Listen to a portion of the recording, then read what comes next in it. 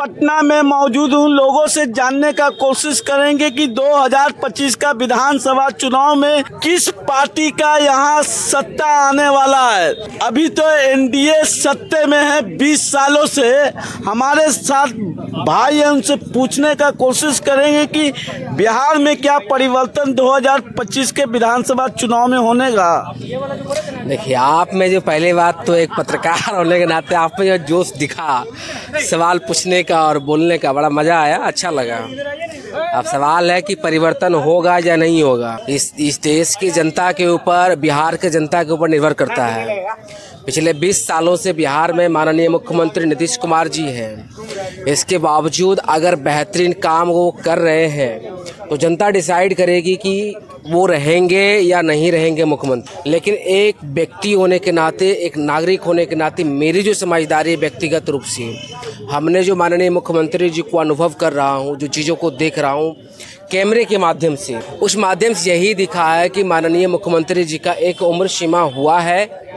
और चूंकि मुख्यमंत्री नीतीश कुमार जी को आप जितना जानते हैं, आज से 10 साल 5 साल पहले जाएंगे तो हर एक बार वो प्रेस कॉन्फ्रेंस करते थे, पीसी में बैठते थे, पत्रकारों को बुलाते थे, बातचीत करते थे। लेकिन आप अब देख रहे होंगे कि पत्रकारों से बातचीत बहुत कम करते हैं।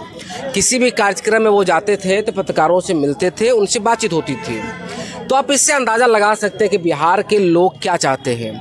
अभी हाल ही में एक सी वोटर सर्वे आया और एक्सिस माई इंडिया का जो सर्वे है उसमें दिखाया गया, पूछा गया यही कि मुख्यमंत्री के चेहरे के तौर पर देखा गया तो बिहार में नंबर 1 पर 44% ऐसा दिखाया गया तेजस्वी प्रसाद यादव जी को, और कुछ परसेंटेज दिखाया गया नीतीश जी को और प्रशांत किशोर और अन्य लोग, सम्राट चौधरी, चिराग पासवान, सब लोग हैं।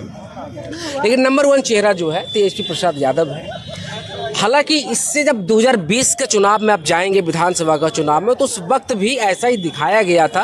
लेकिन 8-10 सीटों की वजह से, लगभग 10-12 हज़ार वोटों की वजह से रह गए थे। हालांकि विपक्ष ने आरोप भी लगाया उनके ऊपर, ये आरोप यह लगाया कि हमारे 100 वोट से, 200 वोट से, 1000 वोटों से गिनती जो है गड़बड़ करके चुनाव जितवा लिए गए। लेकिन अब क्या इस बार भी इस तरीके से चुनाव करवाए जाएंगे, एक बड़ा प्रश्न चिन्ह आज भी है चुनाव आयोग पर है। प्रश्न हमेशा से चुनाव आयोग के ऊपर ये प्रश्न चिन्ह लगाता रहा है। तो बात देखिए आने वाले भविष्य में क्या होता है, किस आधार पर लोग चुनाव में जाते हैं। दूसरा सवाल हमारा होगा आपसे कि 11 साल देश के माननीय प्रधानमंत्री का हो गया, 11 सालों में कितनी बार चुनावी सभा बिहार में कर चुके हैं। 2014 से लेकर 24 तक के दरमियान में देखा गया, मगर 11 साल की उपलब्धि उन मंचों से नहीं बता पाते हैं। देखिए, प्रधानमंत्री जी अभी आप देखेंगे तो चुनाव से पहले 2014 के चुनाव से हमने उनको जितना सुना है, वो लगातार प्रेस कॉन्फ्रेंस, हर दिन प्रेस कॉन्फ्रेंस करते थे। आज के पीसी नहीं कर रहे प्रधानमंत्री जी, पीसी नहीं कर रहे हैं। 14 के बाद क्या डेवलपमेंट हुआ है, नहीं हुआ, एक बड़ा प्रश्न है। सवाल था बिहार के अंदर, बिहार के विश्वविद्यालयों को लेकर था। बिहार में कितने केंद्रीय विश्वविद्यालय की स्थापना हुई, एक बड़ा सवाल है। सवाल ये भी था बिहार में कितना ज़्यादा मेडिकल कॉलेजेस खोले गए हैं, ये बड़ा प्रश्न चिन्ह है। आप देखेंगे बिहार में जो कहा जा रहा है सुशासन सरकार है और एक जंगल राज थोपा जा रहा है किसी और व्यक्ति के ऊपर और विपक्ष के नेताओं के ऊपर। उनके समय में जंगल राज था। सवाल ये है कि आज की डेट में क्या बिहार में अपराधीकरण नहीं हो रहा है? क्या आज बिहार के अंदर जो एजुकेशन सिस्टम है, जो शिक्षा व्यवस्था है, क्या ये बेहतर हो पाया है या नहीं हो पाया? बड़ा प्रश्न है, सब साधारण सवाल है। आप देखेंगे पीएमसीएच में हाल ही में एक पत्रकार जाते हैं, उनको पीटा जाता है। मुझे नहीं पता पीटा गया या नहीं पीटा गया, क्या कौन। आप देखेंगे कि ये सरकार को अपने तरफ से बिहार की पुलिस को कार्रवाई करनी चाहिए थी और जो पीएमसीएच के डॉक्टर हैं उनको भी इस बात को संज्ञान में लेकर एफआईआर दर्ज करवानी चाहिए थी। पीएमसीएच बिहार नहीं, पूरे भारत का बहुत बड़ा अस्पताल है जिसके ऊपर एक आरोप लगा है कि वहाँ पर किसी व्यक्ति को पीटा जाता है। आज से 3-4 साल 5 साल पहले हमने देखा है ये प्रशांत राय को पीटा गया। तो हम कह रहे हैं कि जब जो इंस्टीट्यूशन में जब पत्रकारिता बचेगा ही नहीं, डेमोक्रेसी रहेगा ही नहीं, तो फिर बचेगा क्या? फिर बच्चे लोग बात कहाँ करेंगे जाकर। सवाल था शिक्षा व्यवस्था का, बिहार के विश्वविद्यालयों का लेकर।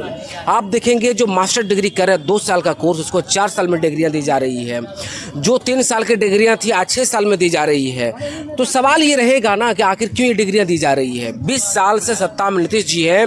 आप देखेंगे जब अभी हाल ही में जो सर्वे, उन्हीं के द्वारा जो सर्वे करवाया गया, उन्होंने ही बताया कि 7% मात्र यहाँ बिहार में ग्रेजुएट लोग हैं।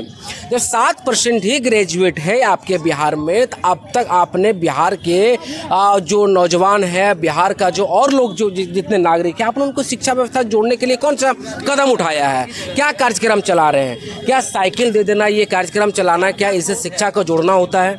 क्या किसी को 2 प्लेट में खिचड़ी चोखा खिला देना, क्या ये कार्यक्रम है आपका शिक्षा व्यवस्था का? ये तमाम चीज़ों पर एक प्रश्न है। आप जाएंगे विद्यालयों में, जाएंगे उनके विद्यालय को दिखाने के लिए जाएंगे कैमरा लेकर, तो उनको वहाँ पे विद्यालय में जो हेडमास्टर होते हैं उनको भी डर होता है इस बात का कि आपको कैमरा छीन लिया जाएगा, तोड़ दिया जाएगा। क्या बताइए जो माइक है, क्या ये कोई बंदूक है, कोई राइफल है? ये नहीं है ना, ये बात करने का एक माध्यम है। ये जो कैमरा आपके पास है, कैमरा क्या है? ये भी एक माध्यम है आपको दिखाने के लिए जनता के बीच में कि आपके विद्यालयों की स्थिति क्या है। पत्रकार कौन होता है? यही तो आपका जो तीसरा आंक है, यही तो दिखा रहा है ना आपको, जिसको 4th पिलर ऑफ डेमोक्रेसी कहा जाता है ना। तो 4th पिलर ऑफ डेमोक्रेसी ही नहीं रहेगा, एक पिलर ढह जाएगा, तो बताइए 3 पिलर पे मकान कैसे रहेगा आपका? ये तमाम सवाल हैं, इन तमाम सवालों पे बात करना पड़ेगा आज की डेट में। बहुत कम लोग बात कर पा रहे हैं। मुझे गर्व है इस बात का कि आप माइक उठाकर, आप जिससे पत्रकार आज की डेट में यूट्यूब पर आकर बिहार के और जो आम जनमानस का जो बुनियादी सवाल है उसको आप उठा रहे हैं, उस पर बातचीत कर रहे हैं।